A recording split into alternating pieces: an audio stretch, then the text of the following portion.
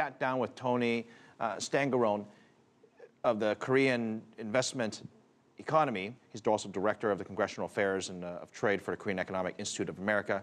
And I asked him about this impact that's being felt regarding the interest rate cut there. I think it's going to take time in the case of South Korea. They've already taken and cut interest rates twice before recently. You're in a situation now in South Korea to where domestic consumption has essentially been flattered down over the last few years. Some of that has to do with a large degree of household debt overhang. Right now, household debt in South Korea is at about 144%, which is actually higher than it was in the U.S. before the subprime crisis. How does that rate relate to the U.S. and our interest rate policies that we have here? A lot of people say there is a pretty strong relationship, and South Korea is lowering rates in anticipation, basically, of perhaps the U.S. raising rates. And help us understand that relationship. Yeah, I mean, right now, most central banks tend to take and follow the Fed. There's an anticipation that now, after 5 years of essentially zero interest in the United States, rates are going to go up.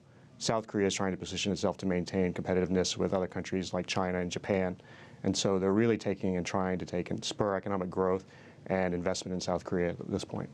I feel like there was a period in South Korea when I was covering the country for a while that they went through a period of a tremendous growth, right? You had a lot of young demographics, a lot of spending, a lot of discretionary spending, and then this debt issue came about of all this extra debt that took place, and the spending had to pull back. Then you got into the pension issues as well. Fast forward to where we are today, things seem to have slowed down substantially. What is the biggest issue? Are we ever going to see a return to that kind of growth again? I don't think we're going to see 7% growth again in South Korea, but we're going to see, I think, 5%. 4% is basically where its natural growth rate is right now. That's very much achievable. The challenge, I think, for South Korea is when you look at the economy as a whole, you're going through a series of transitions right now. One is a demographic transition. The population is aging very rapidly, more rapidly actually than Japan at this point. You're also facing a transition into a different type of economy. Samsung, Hyundai, LG, all these companies have been very successful. If you look at OECD data, these are actually some of the most efficient manufacturing countries in the world. But at the same time, they contribute a very small part to employment in South Korea. And the services sector has been very far behind, relatively speaking. And so what we're seeing right now, what the current government is trying to do is push what they call the creative economy, which is to spur entrepreneurship, to spur innovation, and to try and take and help new companies emerge that can take and move the economy forward. Well, I mean, this brings up a really great point. A lot of critics say, well, what's the term that people say about the old school companies? Is it the what's the Korean word? Chaebol. The chaebols, right? That they have basically controlled the economy and they've controlled the growth, both good and bad, for so many decades. That it's time for a new creative economy, which I'm assuming you're talking about people, a lot of our younger folks who want to be in the startup phase. Is that going to ultimately be the change that's needed to move forward? Because so long as the chaebols are in charge, change really isn't on the books. Well, I'm not so sure much question of whether the chaebols are being in charge of the economy or not. It's really a question of creating the space for new firms to grow around them.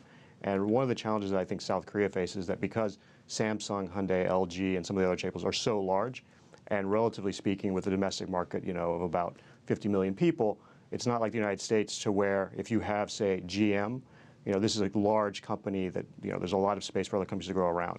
So when you look at South Korea, it's somewhat of a different dynamic. New firms there have to really look abroad, and they have to be export-oriented from the very beginning, because in a small market, it's hard to compete against a firm the size of Samsung or LG. Foreign investment into Korea. This used to be a very big topic, right? Now that things have built up and things are more mature, and arguably they're not a developing economy, they're a developed economy, and so there's less attention paid, unfortunately. But nonetheless, it's still an attractive market for international investment.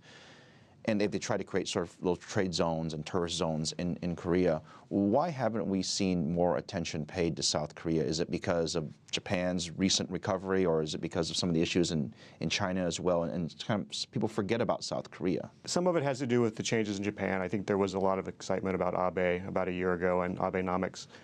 Some of it has been, consistent take and focus on China itself. But we're also starting to see a little bit go back into South Korea now and some investment being up.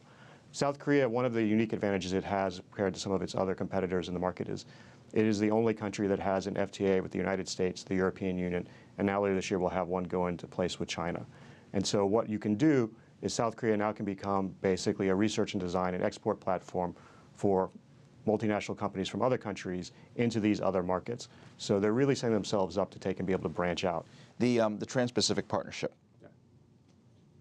I would think maybe they don't need to be a part of that, because if they're already a part of all these other associations and all these other trade deals, how would that possibly benefit them? Well, this is actually one of the big debates you sometimes see in South Korea is that, well, we have this FTA with the United States, we have the EU one, many of the other countries in TPP we have agreements with. Do we need to be in the TPP?